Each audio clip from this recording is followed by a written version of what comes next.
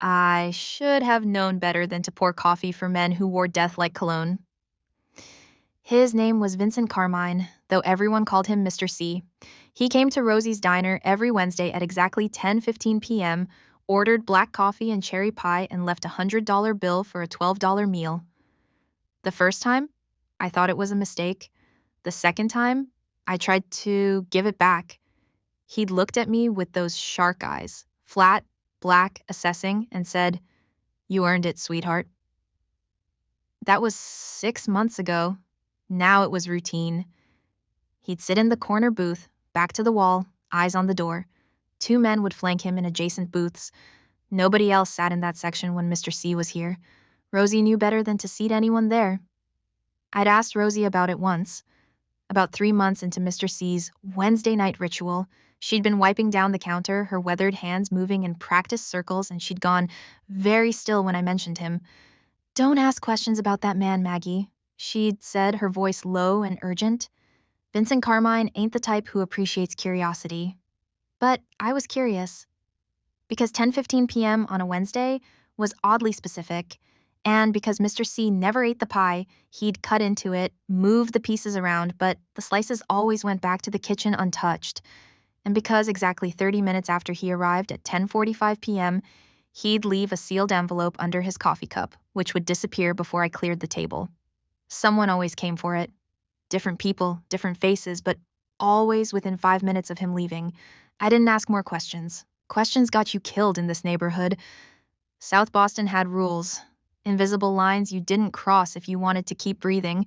Hey, before I continue with what happens next, if you're enjoying this story, please hit that like button and drop a comment below, letting me know what you think.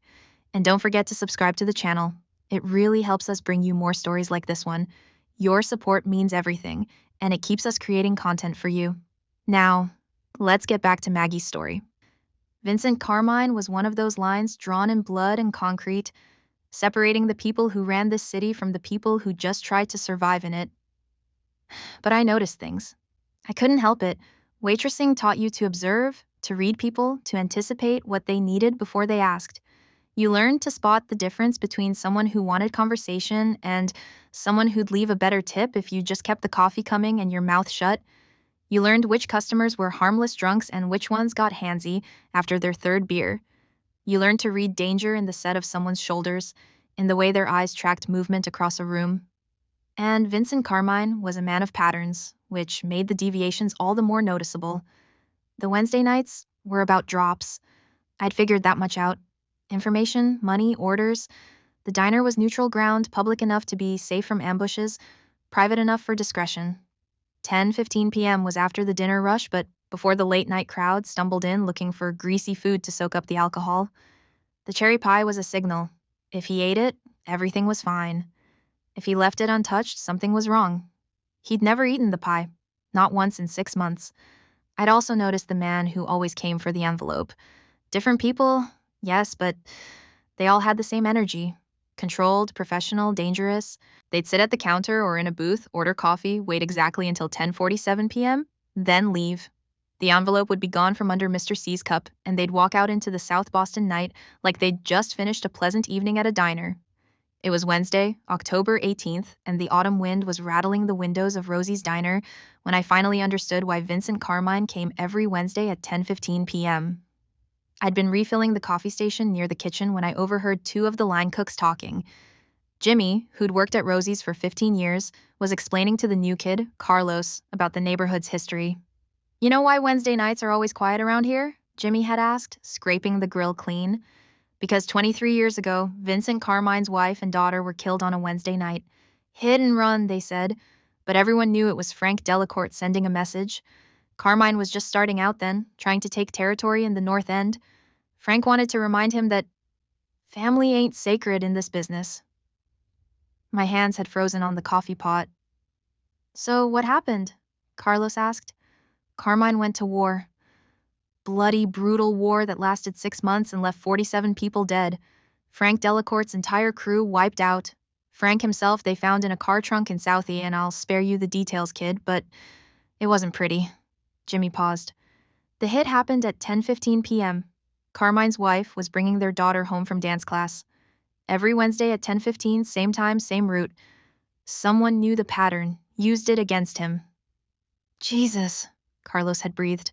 Yeah, so now Carmine comes here every Wednesday at 10:15. It's his way of remembering, I guess. Of making sure he never forgets what patterns cost.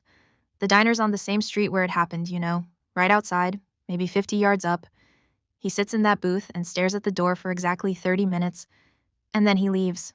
Been doing it for over 20 years now.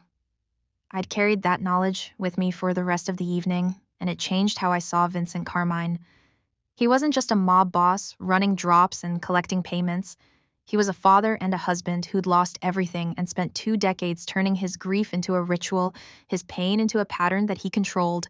That Wednesday night, the Wednesday that changed everything, Mr. C arrived at 10:15 like clockwork, but something was different. His jaw was tight, and his eyes kept darting to the door more frequently than usual. His 2 guards were on edge, their hands disappearing under the table every time the door chimed.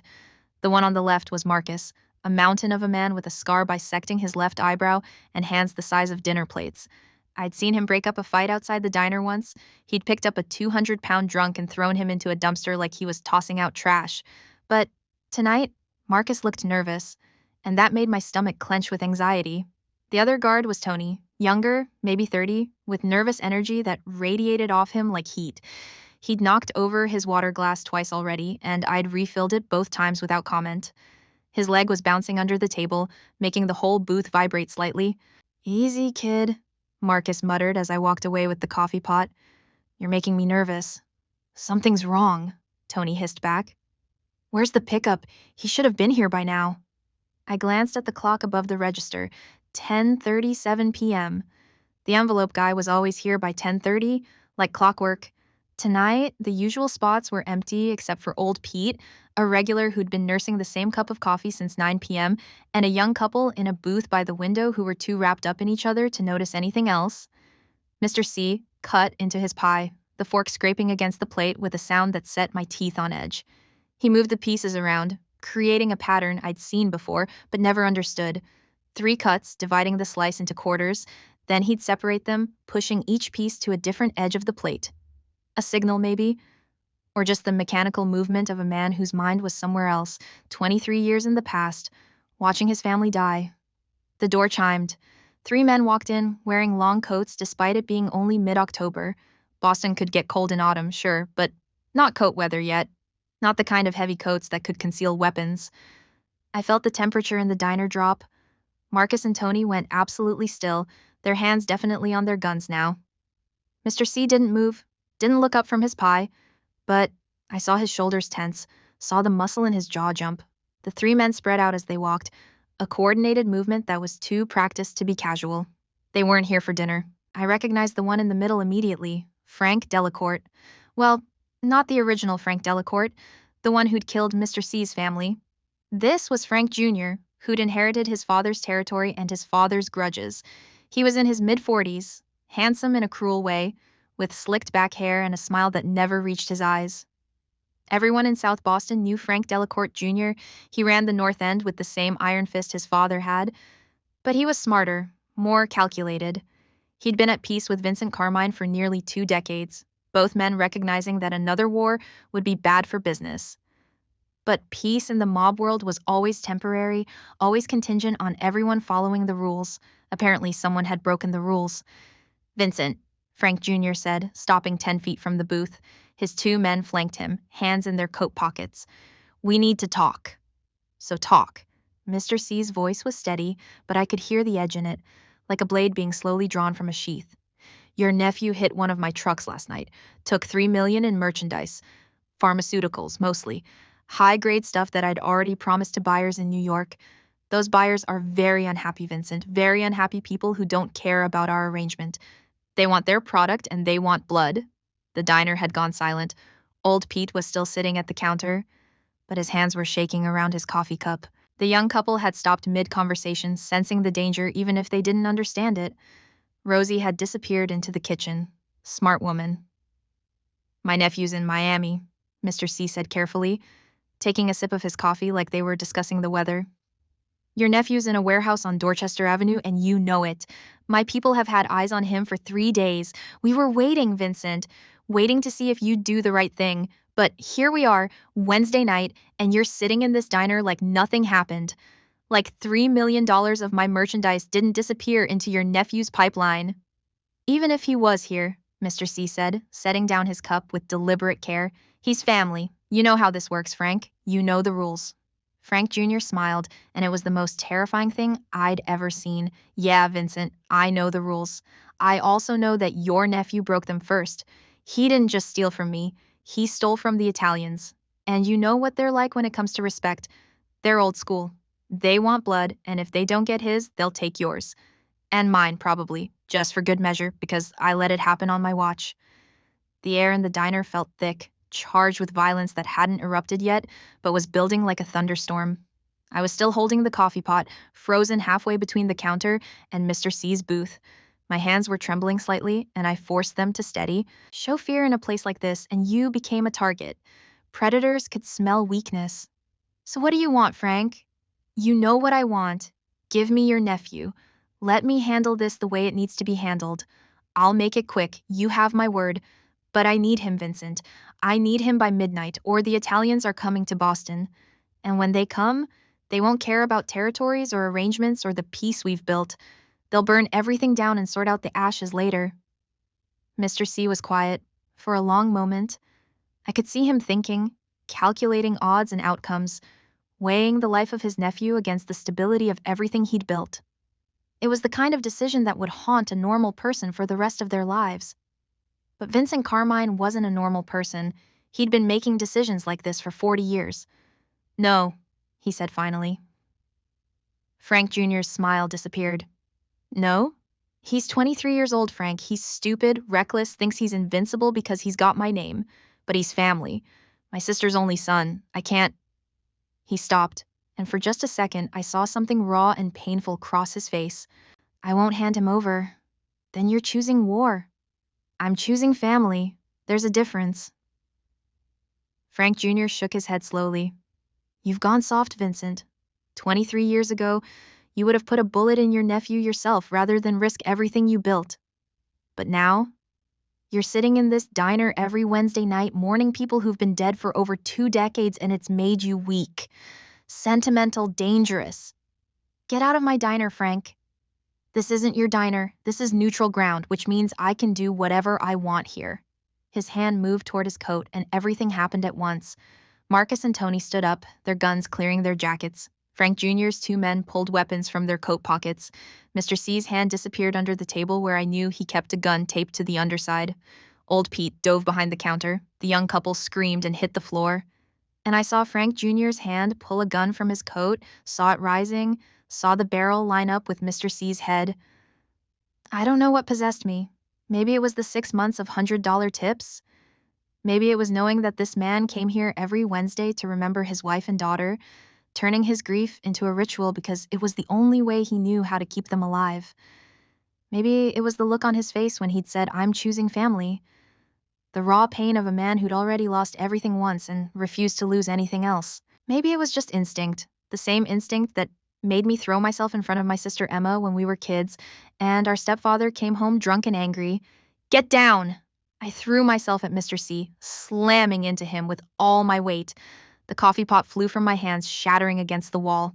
Mr. C went down hard, his head cracking against the booth's wooden bench. And the bullet that would have killed him caught me instead. The impact was nothing like in the movies. In movies, people get shot and keep fighting, or they die instantly with dramatic final words. Real life was messier. The bullet hit my left shoulder, and the pain was so intense and immediate that my entire body seized up. It felt like someone had driven a railroad spike through my shoulder while simultaneously setting it on fire. I couldn't breathe, couldn't think, couldn't do anything except feel the white-hot agony radiating from the entry wound. I hit the floor hard, and dimly, through the pain, I heard the diner explode into chaos. Gunfire erupted from every direction. Marcus and Tony were shooting at Frank Jr.'s men. Frank Jr.'s men were shooting back. The windows exploded inward, glass raining down like crystal rain. Somewhere, someone was screaming, maybe Rosie, maybe me, I couldn't tell anymore. The world had narrowed down to pain and noise and the smell of gunpowder and coffee and blood. Mr. C was above me, his face contorted in fury and something else, fear maybe, or shock. His hands grabbed me, dragging me behind the booth, trying to use it as cover. His jacket was covered in my blood, so much blood that I couldn't believe it was all mine. Stay down, he was yelling, his voice barely audible over the gunfire. Stay down, Maggie, don't you dare die on me. More gunshots, the sound of a body hitting the floor, someone cursing in Italian, the wet, meaty sound of a bullet finding flesh. Tony screaming. Marcus roaring something incomprehensible. The smell of blood and cordite and fear. Mr. C's hand was pressed against my shoulder, trying to stop the bleeding, but blood kept seeping through his fingers. So much blood. I could feel it soaking through my uniform, warm and sticky and wrong. My vision was starting to blur at the edges, gray creeping in from all sides. Boss, we gotta move! That was Marcus, his voice urgent and tight with pain. I heard him grunt, heard the sound of someone being hit. Not without her, Mr. C's voice, sharp as broken glass. She's dead weight. Leave her. I said not without her. Something in his voice brooked no argument. He'd made a decision, and Vincent Carmine didn't unmake decisions. More gunfire, but different now, slower, more controlled. The initial burst of panic shooting had given way to tactical fire. Someone knew what they were doing. Tony's down, Marcus said, suddenly much closer. Frankie got him in the chest. The other two are dead. Frankie's pinned behind the counter, but he's got maybe 5 bullets left, and so do I. We need to move now, boss. Back door. Now. Can you carry her? Are you out of your goddamn mind? Can you carry her? A pause, then, yeah, I can carry her. Hands grabbed me. Big hands, Marcus's hands. The world tilted sickeningly as he picked me up, and the pain in my shoulder exploded into something beyond pain, beyond words. I screamed, I think, or maybe I just wanted to scream. Everything was confused, blurred together, real and unreal at the same time. We were moving. Through the diner, past the counter where old Pete was still huddled, his eyes wide with terror. Past the young couple who'd flattened themselves behind their booth. Through the kitchen where pots and pans hung from hooks and the smell of grease overlay everything else. The back door banging open, cold October air hitting my face. My car, Mr. C was saying. Get her in my car. Gunshots behind us. Frank Jr. had made it out of the diner, was pursuing. The back alley exploded with muzzle flashes, the sound deafening in the confined space. Mr. C returned fire, his movements practiced and efficient. How many times had he done this?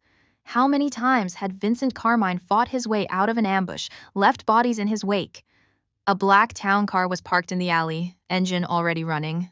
Someone had been waiting. Always a contingency plan, always an escape route. That was how you survived 40 years in this business. Marcus threw open the back door and deposited me inside with surprising gentleness for a man his size. Mr. C dove in after me, his gun still in his hand. Marcus slammed the door and threw himself into the driver's seat. Drive! Mr. C barked.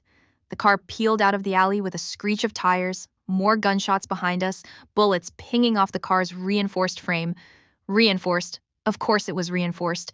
Everything in Vincent Carmine's world was built for survival. I was lying across the back seat, my head in Mr. C's lap. His hands were still pressed against my shoulder, but the blood kept coming. My uniform was ruined, soaked through completely. I could feel it pooling beneath me, warm and terrible. Stay with me, Maggie, Mr. C was saying, his voice tight. Stay with me. We're going somewhere safe. You're going to be fine. You hear me? You're going to be fine. I tried to answer, but my mouth wouldn't work properly. The gray edges were closing in faster now, my vision tunneling down to just his face above me. He looked scared. I'd never seen Vincent Carmine look scared before. Why'd you do it? He asked, and his voice cracked slightly. Why'd you jump in front of me, you stupid girl, you stupid, stupid girl?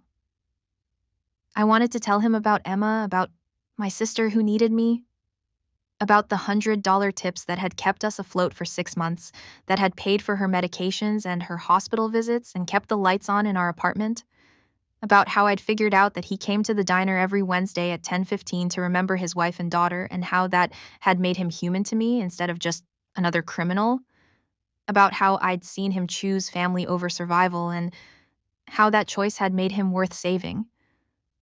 But I couldn't form the words. The gray was almost completely covering everything now, and the pain was fading into a distant throb. That was bad, I knew. When the pain faded, that meant you were dying. "Don't you dare," Mr. C said fiercely, and I realized I must have closed my eyes. "Don't you dare die on me, Maggie Walsh. That's an order. You hear me? An order." I tried to smile, tried to tell him that I didn't take orders from him, that I was just a waitress and he was just a customer, that this was all a mistake, a stupid, impulsive mistake that was going to cost me everything. But the gray turned to black, and I stopped trying. I woke up drowning. At least, that's what it felt like. I was choking, gagging, my lungs burning as I tried to draw air into them. Hands were on me, holding me down, and I fought against them with the little strength I had. "Easy, easy, she's awake. Maggie, you're okay. You're safe. Stop fighting." The voice was familiar. Mr. C's voice. I forced my eyes open, and the world came into focus slowly, painfully. White ceiling, bright lights, the smell of antiseptic and blood, medical equipment beeping rhythmically beside me. I wasn't in a hospital. This room was too nice, too private. Dark wood paneling on the walls, expensive-looking curtains framing large windows that showed nothing but darkness outside. A private medical suite, the kind that rich people had in their homes, the kind that criminals had when they couldn't risk going to a hospital with gunshot wounds. Mr. C leaned into my field of vision, and he looked terrible. His clothes were still stained with blood, my blood, and he had dark circles under his eyes like he hadn't slept. His usually immaculate hair was disheveled, and there was a cut on his cheekbone that someone had butterfly bandaged. "How do you feel?" he asked. I tried to speak, but my throat was raw, probably from the breathing tube they'd had down it. I managed a croak that might have been terrible, or might have just been a dying animal sound. "Here." He held a cup of water to my lips, helped me sip. The water was cool and perfect, and after a few sips, I could talk again. "Where am I?" "My house. Well, one of them. This one's in Brookline, far enough from South Boston that Frank Jr.'s people won't find you here." "Emma!" My sister's name came out as a gasp. "Where's Emma? Is she safe?" "Your sister's fine. I sent people to get her as soon as we got you stabilized. She's in the next room sleeping. She's been here for 2 days. Barely left your side." 2 days. I'd been unconscious for 2 days. "The bullet went through your shoulder," Mr. C continued, his voice carefully neutral, like he was giving a business report. "Clean through, missed the bone and the major arteries. You're lucky. Another inch to the right and it would have hit your subclavian artery. You would have bled out in the car." Lucky. I'd been shot, and I was lucky. "What happened?" I managed. "At the diner?" His face darkened. "Frank Jr. got away. We killed his 2 men, but he made it out. Marcus took a bullet in the leg, but he'll be fine. Tony..." He paused, and something flickered across his face. "Tony didn't make it. Frank got him in the chest. He was dead before we got you out." Tony, the nervous young guy who'd been bouncing his leg under the table, who'd knocked over his water glass twice. Dead because of $3 million in stolen pharmaceuticals and the complicated web of honor and revenge that governed the mob world. "I'm sorry," I said, because I didn't know what else to say. "Don't be. He knew the risks. We all knew the risks." Mr. C leaned back in his chair, studying me with those shark eyes. "What you did was the stupidest thing I've ever seen. You understand that? You could have died. You should have died. But you threw yourself in front of a bullet for me anyway. You were choosing family," I said, my voice weak, "over everything else. That seemed worth protecting." He was quiet for a long moment, his eyes searching my face like he was trying to solve an equation. "How much do you know, Maggie, about why I come to that diner every Wednesday?" "I know about your wife and daughter. I overheard Jimmy talking about it. I know they died at 10:15 p.m. on a Wednesday, and I know you've been going to that diner at that exact time for over 20 years. I know Frank Jr.'s father is the one who had them killed." Mr. C nodded slowly. "Her name was Maria, my wife, and my daughter was Sophia. She was 7 years old. Frank Delacourt Sr. had them run off the road because I was pushing into his territory because I was young and ambitious and thought I could take what was his. He wanted to teach me a lesson about respect and consequences. He stood up, walked to the window, stared out at the darkness. I learned the lesson. I learned it very well. I went to war with Frank Sr. And when it was over, there was nothing left of his organization except his son, and I let the son live because he was just a kid then, barely 18. I thought maybe if I showed mercy, if I didn't kill the son for the sins of the father, maybe that would mean something. Maybe that would balance the scales somehow. Did it? He turned back to me, and his smile was bitter. No, all it did was let Frank Jr. grow up hating me, rebuilding his father's empire, waiting for his chance at revenge. We've had peace for 18 years, but it was always temporary, always fragile, and my nephew, my stupid, reckless nephew, just shattered it completely. What happens now? Now? He returned to the chair beside my bed, sat down heavily. Now I handle it. Frank Jr. wants blood, and the Italians want their merchandise. I'll give them both. My nephew's already been delivered to a neutral location. Frank Jr.'s people picked him up this morning. He'll be dead by tonight. I stared at him, feeling cold despite the blankets covering me. You're giving up your nephew? You said he was family. I said he was my sister's only son. And he is. And she'll never forgive me for this. But I can't protect him anymore, Maggie. He started a war that will kill dozens of people if I don't end it now. He stole from the Italians, which means they'll come after not just him, but me, my organization, everyone associated with me, including you, including your sister. The weight of that settled over me like a physical thing. I didn't ask for this. I didn't ask to be part of your world. No, you didn't. You just poured coffee and minded your own business, but then you took a bullet for me, and that changed everything. In my world, that creates a debt, a bond. You saved my life, which means your life is now my responsibility, whether you want it to be or not. I don't want to be anyone's responsibility. I want to go back to my life, back to normal. There is no normal anymore. His voice was gentle but firm. Frank Jr. knows you helped me. He knows you threw yourself in front of that bullet. To him, that makes you part of my organization, even if you're not. And the Italians? They'll want to know why a waitress would take a bullet for Vincent Carmine. They'll wonder if you know something, if you saw something, if you're a witness they need to silence. The room felt too small suddenly, the air too thin. So, what are you saying? That I can never go back? That I'm trapped in your world now because I made one stupid decision? I'm saying that I'm going to protect you. You and your sister both. I owe you that much, more than that, probably. He reached into his jacket pocket and pulled out a thick envelope, dropped it on the bed beside me. That's $50,000. Enough for first and last month's rent on a new apartment. Enough to cover your sister's medical expenses for a year. My people will help you relocate, find you a job, set you up somewhere safe. I stared at the envelope like it was a snake. I don't want your money. You need my money. Your sister needs it. I checked into your situation, Maggie. Emma has cystic fibrosis, needs expensive treatments, medications that cost thousands of dollars a month. You've been working double shifts at the diner, picking up extra hours wherever you can, and you're still barely making it. This money will give you breathing room, let you take care of her properly.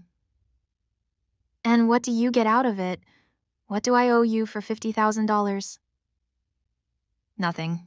You owe me nothing. This is me paying my debt to you. You saved my life. That's worth a hell of a lot more than $50,000. A knock on the door interrupted us. Marcus stuck his head in, his leg heavily bandaged, leaning on a cane. Boss, we got a problem. Frank Jr.'s people just hit the warehouse on Dorchester, took out 6 of our guys, and grabbed the nephew before we could deliver him. They're saying it's not enough now. They want you too. Mr. C stood up smoothly, his face going cold and calculating. How many men do we have available? 20, maybe 25 if we call in everyone, but Frank's got connections with the Italians now, boss. They're backing his play. We're looking at 50, maybe 60 guys coming at us. This isn't a war we can win straight up. Then we don't fight it straight up. Mr. C pulled his gun from his shoulder holster, checked the magazine, chambered around. Call everyone. Tell them to meet at the Quincy warehouse in 2 hours. And get someone to stay with Maggie and her sister. No one gets in or out without my authorization. Boss, you can't go, I said, trying to sit up. Pain lanced through my shoulder and I fell back against the pillows. This is exactly what Frank Jr. wants. He wants you to come after him, to walk into a trap. Don't give him that. I don't have a choice. If I don't respond, I look weak. If I look weak, every other family in Boston will think they can take a shot at me. The only way to survive in this world is to hit back twice as hard as you got hit. Then you'll die. You'll die for pride and reputation and all the stupid rules of your stupid world. He looked at me for a long moment, and something soft passed across his face. Maybe. But at least I'll die on my feet, fighting. That's more than a lot of people get. He turned to Marcus. Let's go. We've got a war to win. They left, and I was alone in the 2-white room with my wounded shoulder and my racing heart, and the envelope full of blood money sitting beside me. The door opened again a few minutes later, and Emma wheeled herself in. She looked terrible, pale and thin with dark circles under her eyes that matched Mr. C's. But she was alive, and she was here, and that was all that mattered. Mags, she breathed, rolling up to the side of the bed. Thank God. I was so scared when those men showed up at the apartment and said you'd been shot, that you were dying. Her voice broke. I'm okay, I lied. I'm fine. No, you're not. You got shot saving a mob boss. You're about as far from fine as it's possible to be. She grabbed my hand, squeezed it tight. Why did you do it? Why did you jump in front of that bullet? I don't know. Instinct, maybe, or stupidity. Mags, that man is a killer. He's done terrible things. Why would you save him? I thought about Vincent Carmine sitting in that booth every Wednesday at 10:15, cutting his pie into quarters and remembering his wife and daughter. About the way he'd said, I'm choosing family, even though he knew it would cost him everything. About the raw fear in his eyes when he thought I was dying. Because he's human, I said finally. Underneath all the violence and the crime and the death, he's still human. He still loves people, he still mourns. And when someone's human like that, when they choose love over survival, that seems worth protecting. Even if they don't deserve it. Even if it's stupid. Emma was quiet for a long moment. Then she said, He's going to get himself killed, isn't he? Going after Frank Jr.? Probably. And you're going to try to stop him. I can barely sit up, Em. I can't stop anyone from doing anything, but you want to. I can see it in your face. You want to save him again, even though he's a criminal, even though he's probably killed dozens of people, even though saving him once has already turned our lives upside down.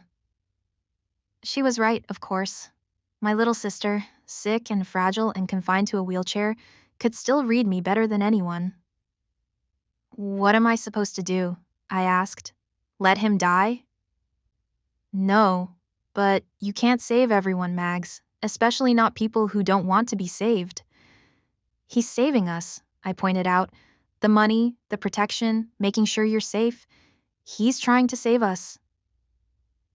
Because you saved him first. That's how this works, right? In his world? You saved him, so now he owes you, and he'll keep owing you until the debt is balanced. But when does it end, Mags? When is the debt paid, when you're both dead?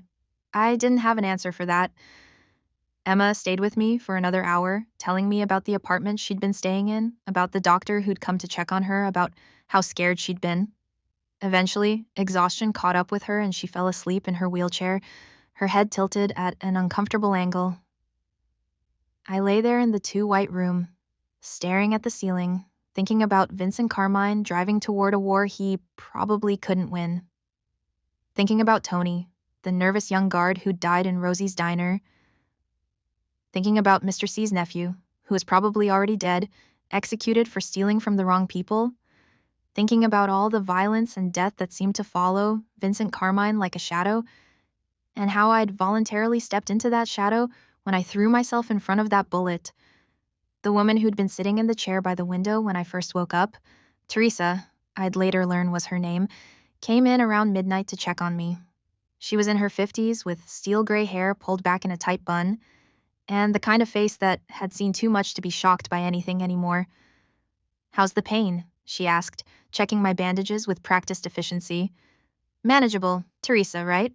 Are you a nurse?" "Was a nurse. Long time ago, now I work for Mr. Carmine, keeping his people alive when they can't go to hospitals." She gave me a look that was equal parts sympathy and warning. "You did a brave thing, honey. Stupid, but brave." Vincent Carmine doesn't forget things like that. Is that a good thing or a bad thing? Depends on how you look at it. He'll protect you now, you and your sister, but protection comes with a price. You're part of his world now, whether you want to be or not. Everyone keeps saying that I'm part of his world, but I didn't choose this. I didn't ask for any of this. Teresa sat down in the chair, her expression softening slightly. "Honey, nobody chooses this world.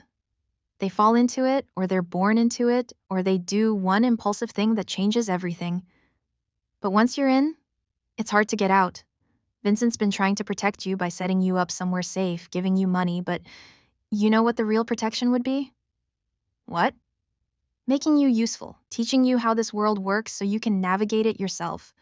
Money runs out, safe houses get compromised, but knowledge, skills, understanding how to see the threats coming, that's the kind of protection that lasts." "You're saying I should become part of his organization, actively?" "I'm saying that if you're already in the water, you might as well learn to swim." She stood up, preparing to leave. "Think about it. Vincent's going to survive tonight. He's too smart and too ruthless not to. And when he comes back, you're going to have to make a choice about what kind of relationship you want with him. Charity case or partner?" She left me with that thought, and I turned it over in my mind for hours, unable to sleep despite the painkillers coursing through my system. Around 3 in the morning, I heard the front door of the house open. Voices in the hallway, low and urgent, footsteps on the stairs. Then Mr. C appeared in my doorway, looking like he'd been through hell. His suit was torn and bloody. He had a split lip and what was going to be a spectacular black eye. His knuckles were raw and bleeding, but he was alive, and from the look on his face, he'd won. "You're awake," he said, surprise evident in his voice. "Couldn't sleep, too much to think about." I struggled to sit up, and this time managed it with only minor agony. "What happened?" He walked into the room, moving stiffly like his ribs hurt. "We hit them at the warehouse where they were keeping my nephew. Killed Frank Jr.'s lieutenant and 8 of his men. Got my nephew back, though he's in rough shape. They'd started working on him before we arrived." "And Frank Jr.?" "Got away. Again, he's like a cockroach, that one, always survives." He sat down heavily in the chair Teresa had vacated. "But we sent a message. The Italians saw what we did, how we responded. They're backing off, saying this is between me and Frank now, not their problem anymore. The war's not over, but it's contained. For now." "Your nephew?" "Alive, in the hospital, a real hospital this time, under a fake name. He'll live, though he's going to have some scars. And when he recovers, he's leaving Boston. I'm sending him to Chicago to my cousin's organization. Let him be their problem." We sat in silence for a moment. I could hear Emma's soft breathing from the next room, could hear the house settling around us, could hear the distant sound of traffic from the street outside. "Teresa said something to me," I said finally, "about making choices, about what kind of relationship I want with you and your world. Teresa talks too much. She's right, though. I can take your money and try to go back to normal, but we both know that won't work. Frank Jr. knows about me now. Other people in your world know about me. I'll always be looking over my shoulder, waiting for the other shoe to drop. So, what are you saying?" "I'm saying, teach me. Teach me how your world works, how to protect myself and Emma, how to see the threats coming. You said I'm part of your world now, whether I want to be or not. Fine. Then I want to understand it. I want to be able to navigate it instead of being helpless in it." Vincent Carmine studied me for a long moment, his shark eyes calculating. "You understand what you're asking? Once I teach you, once you really become part of this world, there's no going back. You can't unknow what you'll learn. You can't pretend innocence anymore. I took a bullet for you. I think I crossed that line already." He smiled then, a real smile that transformed his face from dangerous to almost most human. You're tougher than you look, Maggie Walsh. All right, I'll teach you. But we do this right. You heal first, get your strength back. Then we start with the basics: how to read people, how to spot lies, how to understand the hierarchy and the rules, how to protect yourself and your sister without having to rely on anyone else. And in exchange, you work for me. Legitimately at first. I own several businesses, restaurants, a construction company, a few other things. You'll manage one of them, learn how the money flows, how we keep everything looking clean. Eventually, maybe you'll be ready for more. Maybe not. We'll see. I'm a waitress, Vincent. I don't know anything about running a business. You're smart, observant, and you don't panic when people start shooting. That's more qualified than half the idiots I employ. The rest you can learn. He stood up, wincing slightly. Get some rest. We've got a lot of work to do, and it starts with you healing. He turned to leave, but I called him back. Vincent, why are you really doing this? Teaching me, bringing me into your organization. You could just give me the money and wash your hands of me. He paused in the doorway, his back to me. Because in 40 years, you're the first person who's ever jumped in front of a bullet for me without being paid to do it. You're the first person who saw me as human instead of just a monster to be feared. That's rare, Maggie. That's valuable. And in my world, you protect valuable things, whatever it costs. Then he was gone, and I was alone again with my thoughts and my wounded shoulder and the strange, terrifying knowledge that my life had changed irrevocably in the space of a few seconds. Emma woke up around dawn, disoriented and stiff from sleeping in her wheelchair. I told her about my conversation with Vincent, about the choice I'd made. I expected her to argue, to tell me I was being stupid, to beg me to take the money and run. Instead, she just nodded slowly.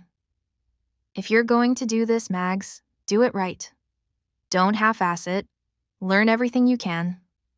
Become indispensable. That's the only way to stay safe in a world like this. Be so valuable that they can't afford to lose you. When did you get so wise? She smiled, but it was sad. When you've spent your whole life sick, you learn to read people. You learn to understand power dynamics, who holds it and who doesn't. The doctors, the nurses, the insurance companies, they all have power over me because I need them to survive. But the ones who survive the longest are the ones who figure out how to make themselves necessary, how to give the people with power a reason to keep them alive. That's dark, Em. That's reality. Your reality's just more obvious about it, with the guns and the violence. But it's the same game. Survival. Making yourself valuable, protecting the people you love by making sure you're too useful to discard. Over the next 3 weeks, as my shoulder healed, I started to understand what Emma meant. Vincent came by every few days to check on me, and gradually, these visits became lessons. He'd bring newspapers and point out the coded language used in the crime reports, teaching me to read between the lines.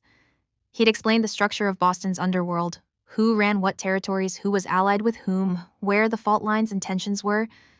He'd tell me stories from his 40 years in the business, and I'd learn to see the patterns, the rules that governed everything. Violence is a tool, he told me one afternoon, sitting in the chair by my bed while Emma was at a doctor's appointment. Not the first tool you reach for, but one you need to be willing to use. The people who survive in this world are the ones who understand when violence is necessary and when it's wasteful. And Tony? Was his death necessary? Vincent's face darkened. No. Tony's death was wasteful. He died because my nephew was reckless and stupid and because I wasn't willing to hand over family fast enough. His death accomplished nothing except making me angry and costing me a good man. That's the kind of waste you have to avoid. But you handed over your nephew anyway. Eventually. Eventually, yes. After Tony was already dead. After 6 of my guys died in the warehouse raid. If I'd been less sentimental, less attached to the idea of protecting family, Tony would still be alive. That's the lesson, Maggie. Sentiment is expensive in this world. It costs lives. You have to be willing to make the hard choices, even when they hurt. Like you choosing to hand over your nephew? Like me choosing to hand over my nephew. My sister will never speak to me again. She's already sent word that I'm dead to her. But my organization is intact. The war with Frank Jr. is contained, and you and Emma are safe. That's the trade-off. That's what leadership in this world looks like. Marcus visited too, hobbling in on his cane with his leg in a brace. He taught me about reading body language, about understanding the hierarchy in any room. Watch the eyes, he said. People look at the person with power. In any group, the guy everyone's glancing at, that's the boss. The guy everyone's avoiding looking at, that's the person in trouble. You can read a whole situation just by watching where people's eyes go. He also told me stories about Vincent, filling in the gaps in my understanding. Boss wasn't always like this, Marcus said one evening. When he was younger, after his wife and daughter died, he was wild, reckless, took risks that should have gotten him killed a dozen times over, but he had nothing to lose then, you know? Nothing that mattered. He was just rage and grief in a nice suit, burning everything down around him. What changed? Time, mostly. The rage burned itself out eventually, left him with just the grief and the need to build something that would last. He channeled all that anger into creating an empire, became calculated instead of reckless. That's why he survived when so many others didn't. He learned to think long-term, to play the long game. And now? Marcus looked at me thoughtfully. Now? I think you woke something up in him. Reminded him that there are still things worth protecting, worth caring about. I'm not sure if that's good or bad yet. Could make him stronger, could make him vulnerable. Time will tell. During my 4th week of recovery, Vincent brought me a stack of financial records from his businesses. If you're going to work for me, you need to understand the money, he said, spreading the papers across my bed. This is how we operate. Legitimate businesses on the surface, restaurants, construction, real estate. The money from the illegal operations gets washed through these businesses. Small amounts, spread across multiple locations, made to look like normal revenue. He walked me through it all, explaining the intricacies of money laundering, how to keep 2 sets of books, how to make everything look legitimate on paper while funneling millions of dollars through shell companies and offshore accounts. The feds watch the money, he said. They can't always prove the illegal activities, but they can follow the cash. That's how they got Capone, how they got most of the bosses who fell. Not for murder or racketeering, but for tax evasion, for not being smart about the money. So you're teaching me to be an accomplice to money laundering? I'm teaching you how my world works. What you do with that information is up to you. But if you're going to be part of this, you need to understand all of it. The violence, yes, but also the business side. That's where the real power is. Any idiot can pull a trigger. It takes intelligence to build something that lasts. I studied those financial records like they were scripture, memorizing the patterns, understanding the flow of money. Emma helped, her art history degree apparently including enough business courses that she could spot the discrepancies I missed. This account here, she said, pointing to a line item in one of the restaurant's books, the catering revenue, it's too consistent. Real catering revenue would have peaks and valleys, busy seasons and slow seasons. This is just a steady stream of money every month. That's laundered money, right? Vincent, who'd been watching us work, smiled. Smart girl. Yes, that's cleaned money. We use catering because it's hard to verify, lots of cash transactions, no way to prove whether we actually catered 20 events or 5. The extra 15 events are fictional, existing only on paper to justify the income. Couldn't the feds just check with the supposed customers? They could if they knew which customers to check. We've got dozens of real customers mixed in with the fictional ones. Finding the fake events in the haystack of real events would take thousands of man-hours, more than they're willing to spend on a case that might not even result in charges. That's smart, Emma said, sounding impressed despite herself. That's survival, Vincent corrected. Smart is just the minimum requirement. The real key is having legitimate businesses that are actually successful on their own. The restaurants I own, they're good restaurants. People go there because the food is excellent, not because they're laundering money for a mob boss. The real revenue provides cover for the cleaned money. If the businesses were obvious fronts, the feds would be all over them. But successful businesses, those just look like good investments. By the end of the 5th week, I could walk without pain, could move my shoulder almost normally, and could read a financial statement like I'd been doing it my whole life. Vincent decided it was time to move to the next phase. I'm reopening Rosie's Diner, he announced one evening. Well, not reopening exactly, rebuilding it. Same location, same name, but completely renovated. And you're going to manage it. I stared at him. The diner where I got shot? Where Tony died? Where you almost got killed? The same. It's neutral ground, Maggie. Has been for 20 years. Frank Jr. broke that rule when he came after me there, which means he owes the neighborhood. By rebuilding it, by keeping it as neutral ground, I'm reinforcing the old rules, showing that some things are sacred even in our world. And why am I managing it? Because you know how a diner works. Because people trust you. You're the waitress who got shot protecting a customer. That makes you sympathetic, trustworthy, and because I need someone running that place who I can trust absolutely. Someone who understands both worlds, the legitimate and the illegitimate. You want me to run drops out of the new diner? Eventually, maybe. For now, I just want you to run a diner. Learn the business side, get comfortable managing people and money. The rest will come later if you're ready for it. The new Rosie's Diner opened 6 weeks after the shooting. It was beautiful, completely rebuilt from the ground up with new booths and a new kitchen and new everything. But Vincent had kept some things the same layout, the same corner booth where he'd sat every Wednesday, the same spot at the counter where old Pete liked to sit.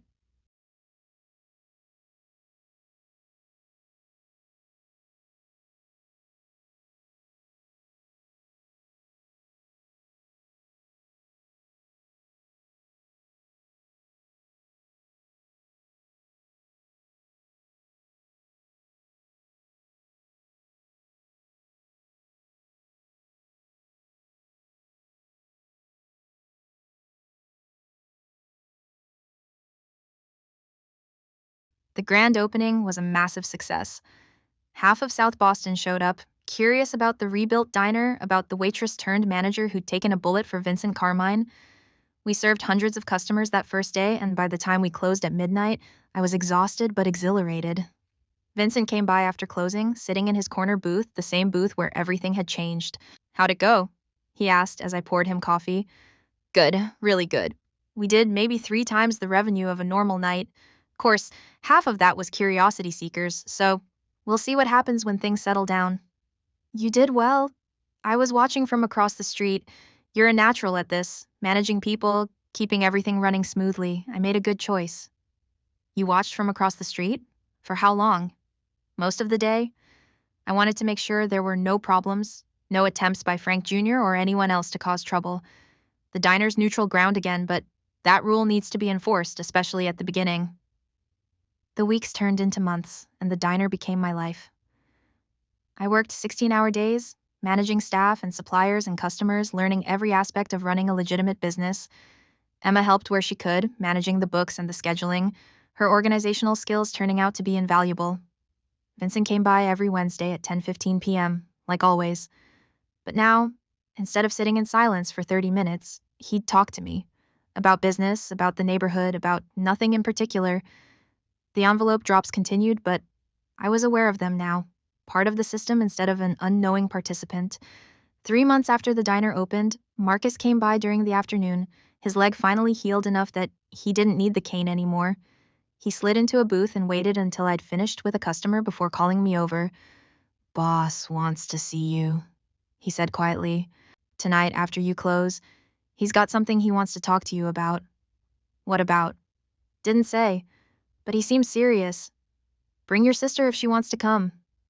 That night, Marcus picked us up in one of Vincent's cars and drove us to a house in Brookline, the same house where I'd recovered after being shot. Vincent was waiting in what I'd learned was his study, a room lined with bookshelves and expensive furniture that somehow managed to feel comfortable instead of intimidating. "Maggie, Emma, thank you for coming." He gestured to the chairs across from his desk. "I have a proposition for you." "What kind of proposition?" I asked, my guard immediately up. "The diner's doing well, better than expected actually. You've turned it into a legitimate success, which is exactly what I needed. But I want to expand. Open 2 more diners in different neighborhoods, use the same model. I want you to oversee all 3. "You want me to manage 3 diners? I want you to run a chain of diners. Hire managers for each location, but oversee the operations, make the big decisions. It's a promotion. More responsibility, but also more freedom. And more money, obviously." "Why?" Because you're good at this, because I trust you, and because I need more legitimate businesses, more ways to clean money and keep my empire looking respectable. You've proven you can do this. Now I want to see what you can do with more resources.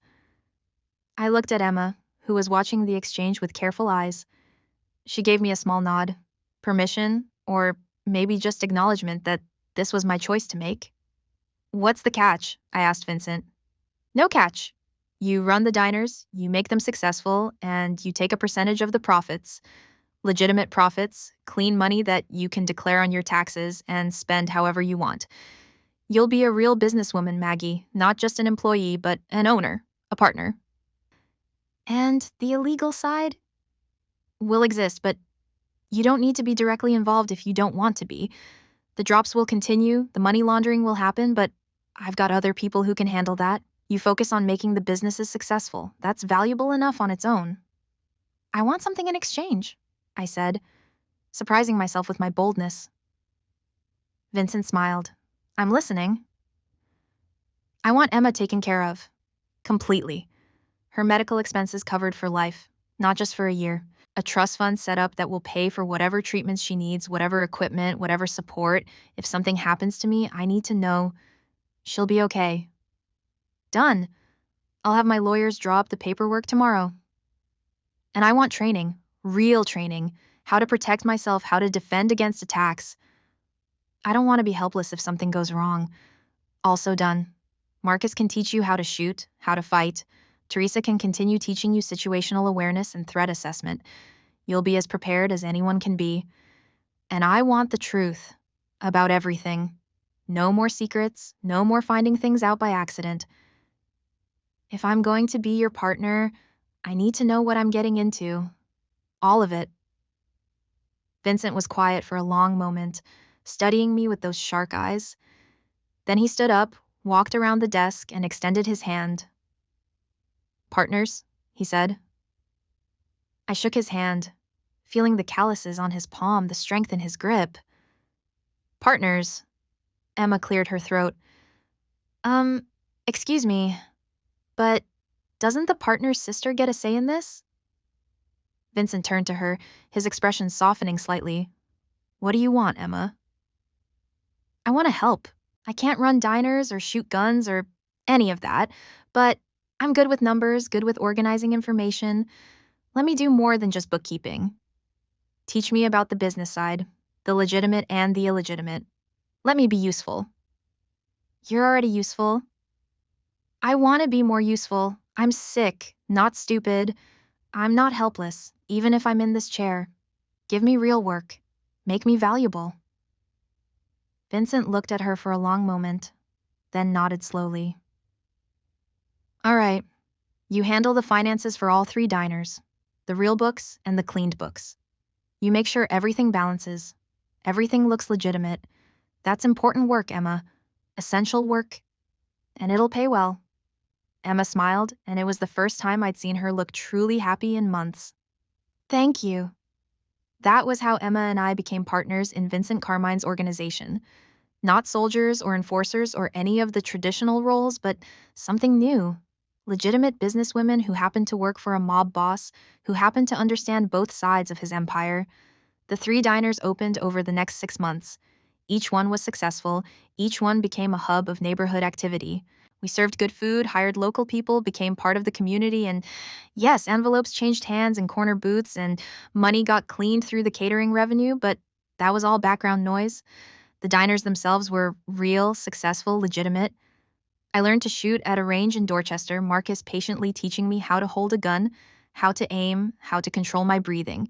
I'd never be a great shot, but I became competent.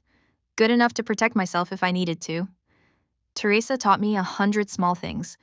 How to check my car for bombs, how to vary my route home, how to identify surveillance, how to know when someone was following me. It was like learning a new language, the language of survival in a dangerous world, and Vincent taught me about power, about how to read a room, how to negotiate, how to know when to push and when to back down, how to command respect without demanding it, how to be strong without being cruel. The key to power, he told me one night, sitting in his corner booth at the original diner, is that people have to believe you'll use it. They have to know that there are lines they can't cross, but you also have to be fair, consistent. Arbitrary violence makes you a tyrant. Calculated violence makes you a leader. Know the difference. And what about mercy? Where does that fit? Mercy is a tool, like violence. Used correctly, it creates loyalty. Someone you spare when you could have killed them, they remember that. They owe you. But mercy used incorrectly, shown to someone who sees it as weakness, that gets you killed. How do you know which is which? Experience, instinct, and a willingness to be wrong and learn from it. He took a sip of coffee. I showed Frank Jr.'s father mercy once, let him live when I could have killed him, spared his son. And look where that got me. 2 decades of uneasy peace followed by war. That was mercy used incorrectly. I saw a kid, 18 years old, and thought I was being noble by sparing him. But I should have seen a future threat, should have ended it when I had the chance. You're saying you should have killed Frank Jr. when he was just a kid? I'm saying that sometimes mercy is more cruel than death. I left Frank Jr. alive, but I killed his father, destroyed his organization, left him with nothing but hatred and a need for revenge. He spent 20 years rebuilding, waiting, planning. If I'd killed him too, at least it would have been over quickly. Instead, I condemned him to a life of vengeance, which is worse. I didn't have an answer to that. The months continued to pass, the diners thrived, Emma's health stabilized with the better medical care Vincent's money provided. I became comfortable in this strange dual life, legitimate businesswoman by day, mob-adjacent operator by night. Frank Jr. continued to be a problem, taking shots at Vincent's operations, killing his people, stealing his shipments. It was low-level warfare, nothing like the full-scale conflict that could have erupted, but constant and draining. Vincent responded in kind, matching every move Frank Jr. made, maintaining the balance of power through careful application of violence and threat. I'd been working for Vincent for almost 9 months when everything changed again. It was a Wednesday night. Of course it was a Wednesday night. Vincent was in his usual booth, and I'd just brought him his coffee and pie when my phone rang. Emma's number. She never called during work unless it was an emergency. "What's wrong?" I answered immediately. "Mags." Her voice was tight with panic. "There are men outside the apartment, 4 of them. They're watching the building. I think they're waiting for me to leave." My blood ran cold. "Stay inside. Lock all the doors and windows. I'm coming." I hung up and looked at Vincent, who'd already heard enough of the conversation to understand the situation. "Frank Jr.?" I asked. "Probably." He was already standing, pulling out his phone. "Marcus, we need a team at Maggie's sister's apartment. Now. 4 hostiles, possibly more." He hung up and looked at me. "We go together. My car's out back." We ran. Vincent drove like a man who'd spent his life fleeing crime scenes, weaving through traffic with terrifying precision. I called Emma back, kept her on the phone, listening to her frightened breathing, reassuring her that help was coming. "They're at the door," she whispered. "They're trying to pick the lock. Stay in your bedroom. Get in the bathroom if you can. Lock that door too. We're 5 minutes away. Mags, I'm scared. I know, Em, I know. Just hold on." Vincent was talking on his own phone, coordinating with Marcus and the team. "3 minutes out. If they breach the apartment, go loud. I don't care about the police. Emma Walsh doesn't get touched." We pulled up to Emma's building to find Marcus and 4 other men already there, surrounding 2 bodies on the sidewalk. The other 2 of Frank Jr.'s men were fleeing down an alley, Marcus's men in pursuit. I ran for the building, Vincent right behind me. Emma's apartment was on the 3rd floor. The door was open, lock jimmied, but the bedroom door was still closed and locked. "Emma, it's me! Open up!" The door flew open and Emma was there, pale and shaking, but unharmed. She threw her arms around me, and I held her while she cried. Vincent surveyed the apartment, his face a mask of cold fury. "They got inside. They breached my protection. That's unacceptable." "Boss," Marcus said from the doorway, "we got one of the runners. Other one got away, but we've got this guy zip-tied in the alley. Want me to bring him up?" "No, take him to the warehouse. The old one on the waterfront." Vincent turned to me. "Pack a bag for Emma. Enough for a week. You're both staying at my house until this is resolved. Vincent, you can't keep protecting us forever. Eventually, this ends tonight." His voice was ice. "Frank Jr. just made his last mistake. He came after someone under my protection. He threatened your sister. There are rules, Maggie. Lines you don't cross. He crossed all of them." "What are you going to do?" "What I should have done 20 years ago. I'm going to end this. Permanently." He left with Marcus and the team, and I was left alone with Emma, packing her things with shaking hands. "This is my fault," I said. "I brought this into our lives. If I hadn't jumped in front of that bullet—" "Stop!" Emma's voice was firm. "You saved his life. You made a choice in a moment of crisis, and now we're dealing with the consequences. But that doesn't make it your fault. Frank Jr. is the one who sent men after me. He's the one who broke the rules, not you."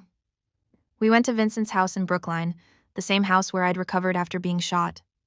Teresa was waiting, and she settled Emma into a comfortable room while I paced the living room, waiting for word from Vincent. It came at 3 in the morning. "It's done," he said when I answered the phone. "Frank Jr. is dead. His organization's been dismantled. The war is over." "How?"